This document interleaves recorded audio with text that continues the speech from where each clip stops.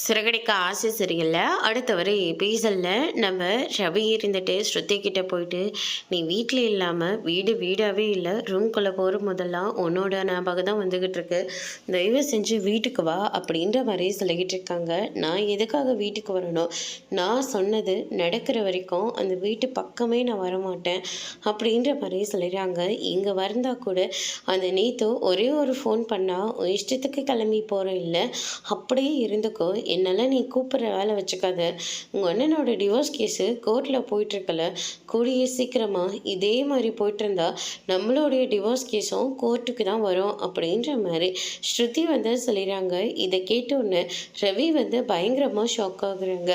ரவி இருந்துட்டு வேறு வழி இல்லாமல் முத்துக்கிட்ட போயிட்டு பேசுகிறாங்க.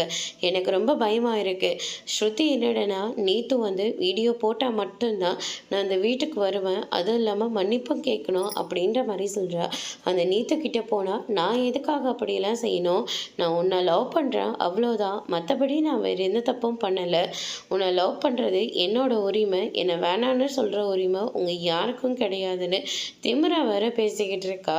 எனக்கு என்ன செய்கிறதுனே தெரியல அப்படின்ற மாதிரி சொல்லி ஃபீல் பண்ணிகிட்டு இருக்காங்க. பலகுரல்கிட்ட நாங்களும் தான் பேசி பார்த்தோம், ஆனால் அது ரொம்ப பிடிவாதமாக இருக்குது.